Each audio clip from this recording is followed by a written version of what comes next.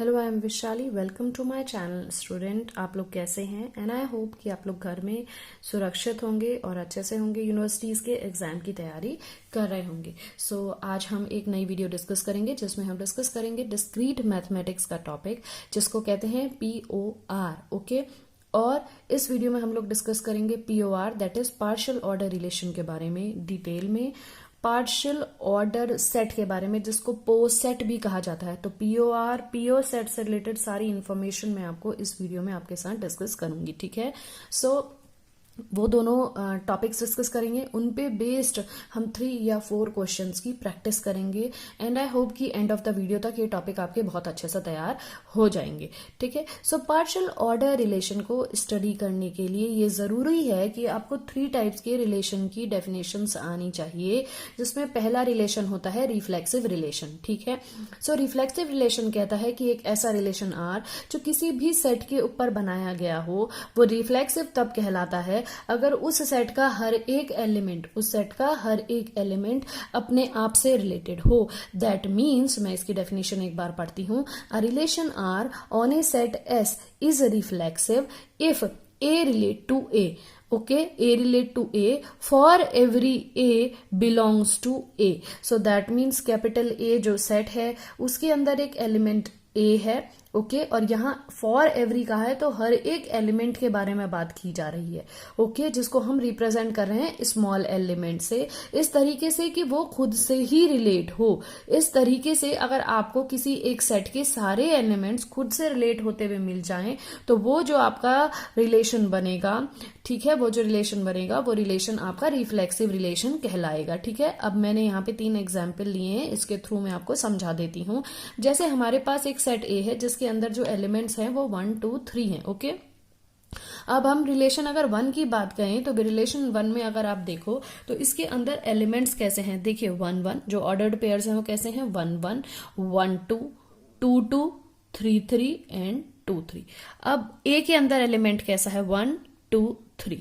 कहा गया है कि हर एक एलिमेंट A का खुद से रिलेट हो, तो 1 1 के साथ ऑर्डर पेयर बनाए, 2 2 के साथ ऑर्डर पेयर बनाए, 3 3 के साथ ऑर्डर पेयर बनाए।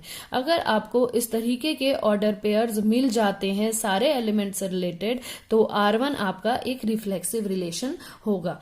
ठीक है, अब बात करते हैं सेकेंड रिलेशन R2 के बारे में, जिसमें आप देखिए कि क्या हमें ये तीनों ऑर्डर पेयर्स मिल रहे हैं। तो हमें 1 1 मिल रहा है और 3 3 मिल रहा है, बट हमें 2 2 ऑर्डर पेयर नहीं मिल रहा है। ये हमारा नॉट रिफ्लेक्सिव रिलेशन होगा। Okay, this is not reflexive relation. इसके बाद अगर हम R3 की बात करें तो R3 रिलेशन में आप देखिए हमें यहाँ पे एक मैथमेटिकल रिप्रेजेंटेशन दिया गया है। ठीक है, कि XY जो ऑर्डर पेयर है वो किसको बिलोंग करता है, वो बिलोंग करता है R into R, real number के कार्टेशियन प्रोडक्ट को बिलोंग करता है XY ऑर्डर पेयर। ठीक है, तो R आपके यहाँ पे होगा रियल नंबर्स। अब अगर जो रिलेशन है X और Y में, वो है कि X जो है वो लेस देन है या इक्वल टू है Y के, तो हमें चेक करना होगा कि अगर सारे एलिमेंट्स जो दूसरे एलिमेंट्स जो ऑर्डर पेयर में 2 एलिमेंट्स आए हैं उसमें से पहला एलिमेंट अगर हर एक एलिमेंट से या तो छोटा हो या बराबर हो, तो क्या वो रिफ्लेक्सिव बन पाएगा। तो अगर हम ले कि अगर सारे एलिमेंट एक दूसरे के मतलब दूसरे वाले एलिमेंट के बराबर होंगे, तो दैट मीन्स कैसे होंगे, खुद के साथ ही पेयर बना रहे होंगे। तो हमें सारे वो एलिमेंट्स मिल जाएंगे जो सेट में होंगे और वो खुद के साथ पेयर बना रहे होंगे। ठीक है, आप समझे, जैसे कि अगर x इक्वल टू y है तो x कॉमा x ही तो हो जाएगा वो ऑर्डर पेयर। इसी तरीके से सारे एलिमेंट्स खुद के साथ पेयर बना रहे हैं, तो हाँ, जो R3 है वो क्या है, रिफ्लेक्सिव रिलेशन है। तो R1 भी रिफ्लेक्सिव रिलेशन है और R3 भी रिफ्लेक्सिव रिलेशन है, but R2 non reflexive relation है। आई होप रिफ्लेक्सिव रिलेशन आपको क्लियर हुआ होगा। अब एंटी सिमेट्रिक समझते हैं। यहाँ पे मेरे डेफिनेशन लेने का मेजर रोल भी यही था कि आप लोग अगर ये तीनों रिलेशन समझ पाएंगे, फिर क्वेश्चन जो POR के या POS के क्वेश्चंस हैं वो आपके लिए बहुत ही आसान हो जाएंगे। एंटी सिमेट्रिक की पहले मैं डेफिनेशन रीड करती हूँ। A relation R on A set S, कोई एक सेट S दिया गया है जिसपे एक R रिलेशन बनाया गया है, वो एंटी सिमेट्रिक रिलेशन कहलाएगा अगर एलिमेंट जो है A B एलिमेंट अगर S सेट को बिलोंग करते हो इस तरीके से कि A रिलेट करे B से। ओके, A क्या करे, A अगर B से रिलेट करता है और B अगर A से रिलेट करता है, ओके, तो वो इम्प्लाई करे कि जो ए और बी हैं वो दोनों बराबर हैं। तो इसको हम इस तरीके से भी लिख सकते हैं कि अगर A B order pair belong करता है आर को और बी ए ऑर्डर पेयर भी बिलोंग करता है आर को, तो ये इम्प्लाई करेगा कि ए इक्वल टू बी है। ओके, एक डेफिनेशन तो ये होती है एंटी सिमेट्रिक की। इसी को अगर इन्वर्स करके हम एंटी सिमेट्रिक को समझना चाहें तो वो इस तरीके से बन सकता है कि अगर ए बी बिलोंग करता है आर को, ओके, कि ए बी अगर बिलोंग करता है आर को और बी ए अगर बिलोंग नहीं करेगा आर को, तो वो इम्प्लाई करेगा कि ए बराबर नहीं है बी के। तो इन दोनों कंडीशन से आप चेक कर सकते हो एंटी सिमेट्रिक रिलेशन के बारे में। ओके, सो इन दोनों चीजों को आपको ध्यान में रखनी होगी। यहाँ पे कुछ एग्जाम्पल लेकर आए हैं जिसके थ्रू मैं आपको एंटी सिमेट्रिक के बारे में और अच्छे से बताना चाहूंगी। देखिए, हमें यहाँ पे एक सेट दिया गया है ए, जिसके एलिमेंट है 1 2 3 एलिमेंट सेट, ठीक है। अब यहाँ पे हम देख सकते हैं हमें 3 डिफरेंट रिलेशन दिए गए हैं, तो हम पहले R1 रिलेशन के बारे में बात करेंगे। R1 रिलेशन में जो एलिमेंट हैं वो किस टाइप के हैं, देखिए 1 2 2 2 और 2 3। हमें एंटी सिमेट्रिक चेक करने के लिए कंडीशन ये चेक करनी पड़ेगी कि ए बी अगर बिलोंग करेगा रिलेशन को, तो जरूरी है कि बी ए बिलोंग ना करे रिलेशन को, ठीक है, जिसमें ए बराबर नहीं है बी के। ध्यान रखिएगा, ए बराबर नहीं है बी के। ओके, और दूसरी कंडीशन ये है कि अगर ए बी बिलोंग करता है आर को, तो बी ए भी बिलोंग करे आर को, तो जरूरी है कि ए बराबर हो बी के। इन दोनों ही कंडीशंस को ध्यान में रखना होगा। तो चलिए देखते हैं, 1 और 2 दोनों बराबर नहीं है, तो ये वाली कंडीशन पे अप्लाई होगी कि 1 और 2 क्या उनका कॉम्यूटेटिव दूसरा ग्रुप प्रेजेंट है, दूसरा ऑर्डर पेयर प्रेजेंट है 2 1 नहीं, 2 1 नहीं है, तो ये इसके ऑर्डर पेयर के लिए तो ठीक हो गया। अब 2 2 के लिए देखिए, 2 2 तो क्या है, ये वाला है, ठीक है ना, जिसमें ए और बी बराबर है, तो ए भी बिलोंग करते हैं और बी ए भी बिलोंग करते हैं, तो इसके लिए भी ठीक हो गया। अब 2 3 के लिए देखिए, 2 3 है तो क्या 3 2 है, नहीं 3 2 नहीं है, तो इसके लिए भी ठीक हो गया। तो इसका मतलब ये हमारा क्या हो गया, ये हमारा एक एंटी सिमेट्रिक रिलेशन हो गया, ठीक है। अब R2 की बात करते हैं, तो देखिए यहाँ पे एक मैथमेटिकल रिप्रेजेंटेशन दिया गया है कि XY एक ऐसा ऑर्डर पेयर है जो बिलोंग करता है R इंटू R के कार्टेशियन प्रोडक्ट को, ओके। और हमें जो X दिया गया है, जो पहला एलिमेंट है, वो हमेशा छोटा या बराबर होगा Y के। तो यहाँ पे देखने वाली बात है कि अगर वो बराबर हैं तो सारे के सारे ऑर्डर पेयर इसके अंदर आ गए। इसका मतलब अगर इक्वल टू की कंडीशन है तो ये ठीक हो जाएगा, इक्वल टू की कंडीशन है तो ये ठीक हो जाएगा। लेकिन अगर नॉट इक्वल टू की कंडीशन है, दैट मीन्स कि x अगर छोटा है y से, तो 2 3 इसके अंदर होगा। इसका मतलब कि 2 3 तो होगा, क्या 3 2 होगा, नहीं होगा, क्योंकि 3 बड़ा हो जाएगा तो यहाँ कंडीशन वायलेट हो जाएगी। देखिए, मैं यहाँ पे इस ग्रुप को लेते हुए आपको एक मैट्रिक्स बना के भी ये शो कर सकती हूँ रिलेशन। अगर आप एग्जाम में समझना चाहें तो ऐसे भी समझ सकते हैं ओरली, और मैट्रिक्स के कंसेप्ट से भी समझ सकते हैं। देखिए, यहाँ पे क्या आएगा 1 1, यहाँ पे क्या आएगा 1 2, यहाँ आएगा 1 3, यहाँ आएगा 2 1 2 2 2 3, यहाँ आएगा 3 1 3 2 और 3 3। अब देखिए, हमारे पास इक्वल टू वाले तो सारे एलिमेंट्स हो गए, उनके लिए हमारा ऑलरेडी एंटी सिमेट्रिक है, ठीक है। अब हमें कौन से चाहिए, वो एलिमेंट जिसमें x से छोटा हो y से। तो कौन से एलिमेंट होंगे, ये वाले अपर ट्राइंगुलर वाले 1 2 1 3 और 2 3, ये वाले तो आएंगे ही नहीं। और जब ये वाले नहीं आएंगे, इनके जो बी ए वाले टाइप के एलिमेंट्स हैं, तो इसका मतलब कि ये ऑलरेडी एंटी सिमेट्रिक की कंडीशन को ही फॉलो कर रहा है, तो दैट मीन्स कि R2 भी एंटी सिमेट्रिक टाइप का ही रिलेशन हो गया, ठीक है। सो आई होप ये आपको क्लियर होगा। अब R3 के बारे में समझिए कि R3 में जो हमारे पास 2 एलिमेंट है 1 1 और 3 3, ये तो दोनों इस वाले टाइप के हैं और ये कंडीशन को सेटिस्फाई कर रहे हैं, तो R3 भी आपका एंटी सिमेट्रिक हो गया, ठीक है। तो आई होप आपको रिफ्लेक्सिव और एंटी सिमेट्रिक समझ में आ गया होगा।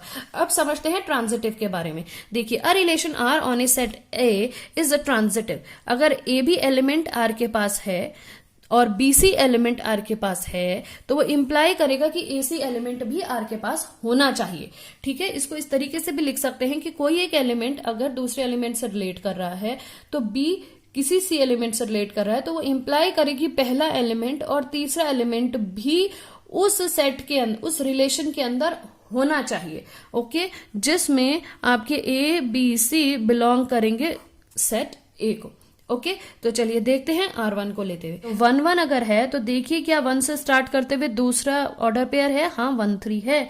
तो 1 1 1 से स्टार्ट होते हुए 1 3 है, तो आपको देखना होगा AC, दैट मीन्स 1 3 भी है, हाँ ये 1 3 ही है। सो दैट मीन्स कि इसके लिए तो कंडीशन सेटिस्फाई हो गई। 2 2 है तो 2 से स्टार्ट होते हुए कोई और नहीं है तो हम चेक ही नहीं करेंगे। 3 3 से स्टार्ट होते हुए कोई है ही नहीं, तो दैट मीन्स ये जो R1 है ये आपका ट्रांजिटिव रिलेशन हो गया। ओके इसी तरीके से आप इसके लिए भी चेक कर सकते हैं। देखिए 1 1 है और 1 3 है तो 1 3 भी है, ये ठीक है। 3 3 है तो 3 से स्टार्ट होते हुए आपको दूसरा ऑर्डर पेयर मिलेगा 3 1, और 3 और A और C को लें तो 3 1 भी इसके अंदर है, तो ये भी आपका ट्रांजिटिव रिलेशन है। इस तरीके से आप R3 के लिए भी खुद चेक करके देखिएगा कि आपका R3 ट्रांजिटिव रिलेशन है या नहीं है। देखिए पार्शियल ऑर्डर रिलेशन को POR भी कहा जाता है। अगर एक रिलेशन R, कोई भी रिलेशन R जो है किसी सेट A पे बनाया गया है, ओके, और वो पार्शियल ऑर्डर रिलेशन कहलाता है अगर वो रिफ्लेक्सिव हो नेचर में, ओके डेफिनेशन में आपको बता चुकी हूं। अगर वो एंटी सिमेट्रिक हो रिलेशन में, डेफिनेशन में आपको समझा चुकी हूं। अगर वो ट्रांजिटिव हो नेचर में, अगर कोई relation R reflexive, anti symmetric और ट्रांजिटिव है नेचर में और किसी सेट A पे बनाया गया हो, तो वो रिलेशन आपका POR या पार्शियल ऑर्डर रिलेशन कहलाता है। ठीक है, और ये बहुत इंपॉर्टेंट है, यूजुअली इसके क्वेश्चंस BSc MSc में तो बहुत आ जाते हैं। ठीक है, तो अच्छे से तैयार करिएगा। अब नेक्स्ट एक जो डेफिनेशन है वो बहुत ही इंपॉर्टेंट है, जिसको हम कहते हैं पार्शियल ऑर्डर सेट या POS या पोसेट भी इसको कहा जाता है।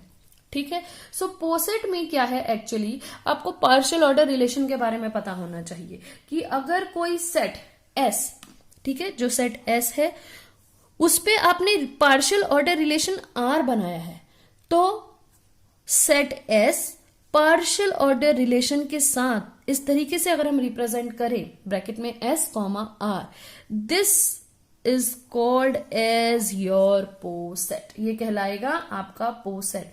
तो पोसेट में हम सेट और रिलेशन दोनों को ही लेके चलते हैं, लेकिन जब पार्शियल ऑर्डर रिलेशन की बात की जाती है तो हम सिर्फ रिलेशन के बारे में बात करते हैं।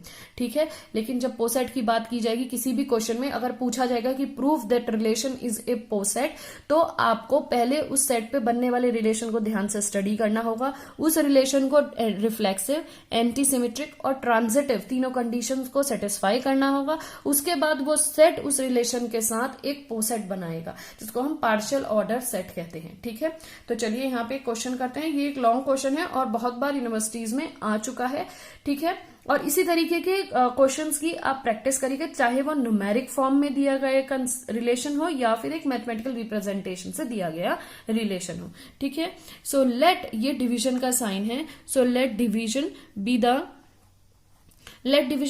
divides the relation R on a set N of positive integers। तो जो N सेट बना है वो पॉजिटिव इंटीजर्स पे डिपेंड करता हुआ सेट बनाया गया है, और रिलेशन R जो है वो डिवीजन की कंडीशन को सेटिस्फाई कर रहा है, मतलब डिवीजन टाइप का रिलेशन है। दैट इज फॉर ऑल, जितने भी नंबर्स N को, जितने भी सेट में एलिमेंट्स होंगे उन सब के लिए। ठीक है, सो अब यहाँ पे कंडीशन दी गई रिलेशन की A डिवाइड्स B किसके बराबर होगा कि B is a multiple of A, K times of A लिख सकते हैं, और K कोई आपका एक पॉजिटिव इंटीजर होगा। ठीक है, इज सम इंटीजर।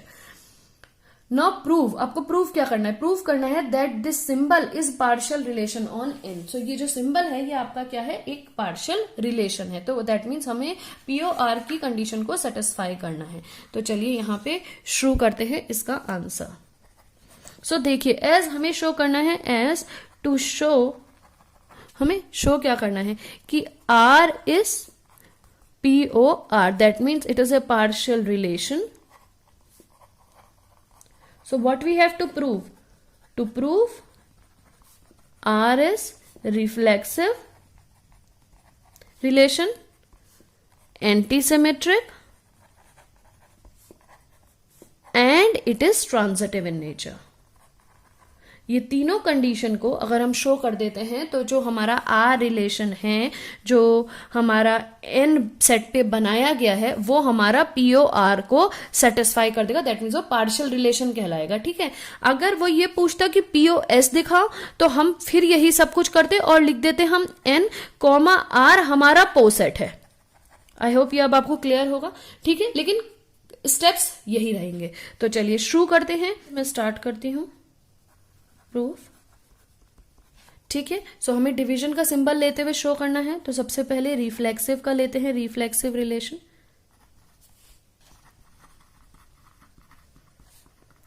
ठीक है, अब रिफ्लेक्सिव रिलेशन में आप समझते हो कि क्या डेफिनेशन देती हैं कि ए अगर ए से रिलेट करता हो, ए रिलेट करता है ए से for every A belong to net this N, तो हमें शो करना है कि क्या हर एक एलिमेंट खुद को डिवाइड करता है। हाँ, हर एक एलिमेंट खुद को डिवाइड करता है, तो इसका मतलब कि पहला रिफ्लेक्सिव रिलेशन तो सेटिस्फाई हो जाएगा इस रिलेशन के लिए। तो मैं इसको इस तरीके से लिख सकती हूं, if A belongs to N implies A divides A implies A relate to A, तो क्या हो जाएगा, इस R is reflexive relation। Okay, so आप यहां ये भी लिख सकते हो, relation for every A belongs to N। ठीक है, सो ये हर एक एलिमेंट के लिए कंडीशन ट्रू होगी। नेक्स्ट आते हैं एंटी सिमेट्रिक पे। एंटी सिमेट्रिक रिलेशन हमें शो करना है। देखिए, एंटी सिमेट्रिक में मैं यहां लिख देती हूं, एंटी सिमेट्रिक में हमें शो करना होता है कि ए बी अगर कोई एलिमेंट आर को बिलोंग करता है तो बी ए भी आर को बिलोंग करना चाहिए, इंप्लाइज कि ए और बी बराबर होने चाहिए। ये हमारी इसकी डेफिनेशन होती है ना, एंटी सिमेट्रिक की। तो आपको ये पता है कि अगर हम कोई भी आर्बिट्री दो नंबर लें, अगर पहला नंबर दूसरे नंबर को डिवाइड कर रहा है और दूसरा नंबर पहले नंबर को डिवाइड कर रहा है, तो ऑब्वियसली यही कंसेप्ट होगा ना कि बोथ आर इक्वल। अगर दोनों बराबर हैं तभी तो वो एक दूसरे को डिवाइड कर रहे हैं, अदरवाइज कि ये इसको डिवाइड करे और ये इसको डिवाइड करे, ये जरूरी तो नहीं है ना। तो अगर ये दोनों इक्वल है तभी ये कंसेप्ट सेटिस्फाई होगा। तो हम यहां लिख सकते हैं A comma B belong to N, if A comma B belong to N implies A divides B implies B divides A implies A equal to B, R is anti-symmetric relation। ठीक है, तो ये आपको समझना होगा कि अगर एक एलिमेंट दूसरे एलिमेंट को डिवाइड कर रहा है और दूसरा पहले वाले को डिवाइड कर रहा है तो वो दोनों इक्वल होंगे नेचर में। ओके, तो वो एंटी सिमेट्रिक रिलेशन को सेटिस्फाई करेंगे। थर्ड है हमारा ट्रांजिटिव रिलेशन। अब ट्रांजिटिव रिलेशन की डेफिनेशन में यहां पे लिख देती हूं। देखिए, ए भी कोई एलिमेंट है जो रिलेशन आर को बिलोंग कर रहे हैं और बीसी कोई रिलेशन है जो रिलेशन आर को बिलोंग कर रहे हैं। तो ये इंप्लाई करेंगे कि पहला और दूसरे ऑर्डर पेयर का दूसरा एलिमेंट एसी भी बिलोंग करे आर को। तो हमें क्या करना है कि ए अगर बी को डिवाइड करे और बी अगर सी को डिवाइड करे तो जरूरी हो कि ए सी को भी डिवाइड करे। तो अगर मैं आपको एग्जाम्पल ले लेती हूं, देखिए 2 अगर 4 को डिवाइड कर रहा है, क्योंकि हमें तो एलिमेंट्स ऐसे लेने जो डिवाइड कर रहे हैं आपस में, 2 अगर 4 को डिवाइड कर रहा हो और 4 अगर 8 को डिवाइड कर रहा हो, तो ये तो इंप्लाइज करेगा कि 2 8 को डिवाइड करेगा ही करेगा। ठीक है, इस तरीके के आप और एग्जाम्पल्स भी लेके चल सकते हो, लेकिन इन दोनों के लिए वो कंडीशंस ट्रू होनी चाहिए।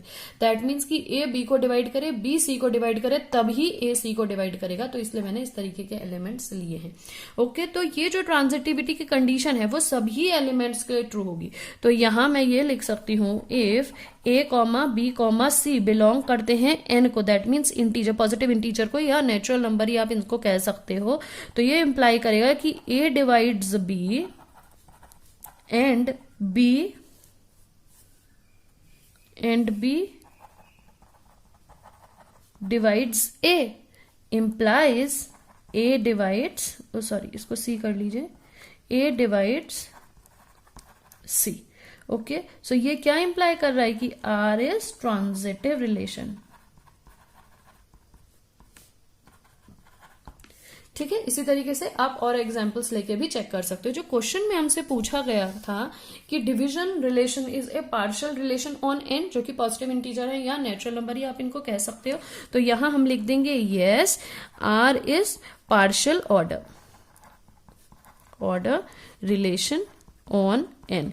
अगर हमें पूछा गया कि एस आर इज पोसेट, तो हम इसका आंसर भी यहां पे यस लिख सकते हैं। ठीक है, अब यहीं पे एक और क्वेश्चन बन जाता है कि अभी तो आपको सिर्फ पॉजिटिव इंटीजर के बारे में कहा गया, तो हमारा ये जो था कंसेप्ट ये ट्रू हो गया क्योंकि बात एन की कही थी जो कि पॉजिटिव इंटीजर थे। लेकिन अगर यहाँ पे एन की जगह सिर्फ इंटीजर के बारे में कहा गया तो इंटीजर में नेगेटिव इंटीजर पॉजिटिव इंटीजर दोनों आ जाएंगे, तो तब ये POR रिलेशन नहीं होगा। तो जो क्वेश्चन मैंने आपको अभी बताया वो तो एक लॉन्ग क्वेश्चन था, तो ये वाले पार्शियल ऑर्डर रिलेशन के जो क्वेश्चंस शॉर्ट क्वेश्चंस के फॉर्म में भी आ जाते हैं। देखिए यहाँ पे हम एक चेक करते हैं, चेक करना है कि क्या ये relation given partial order relation है। तो मैं इनको R1, R2 और R3 नेम दे देती हूँ, ठीक है ना। अगर मैं R1 को चेक करूँ तो मुझे रिफ्लेक्सिविटी, एंटीसिमेट्रिक और ट्रांजिटिव चेक करना है। रिफ्लेक्सिव के लिए चेक करते हैं, तो रिफ्लेक्सिव में क्या होता है कि दोनों एलिमेंट खुद से, एक एलिमेंट खुद से रिलेट करे, दैट मीन्स दोनों एलिमेंट सेम होने चाहिए और R को बिलोंग करने चाहिए।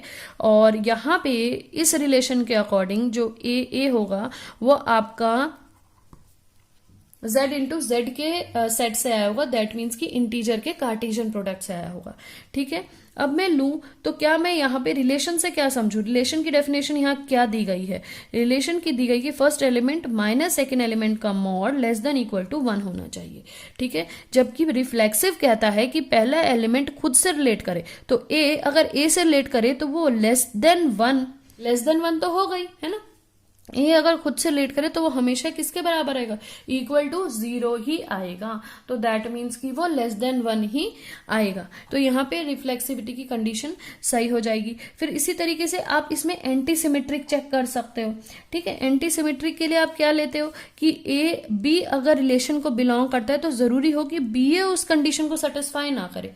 तो अगर ए बी आपका लेस देन, अगर मैं 2 3 लेके चल लेती हूँ एलिमेंट्स, तो 2 माइनस 3 आपको क्या देगा, -1, जो कि आपका क्या बन जाएगा, +1। ठीक है, अगर आप 3 - 2 दोगे तो भी आपका वो क्या बन जाएगा, +1।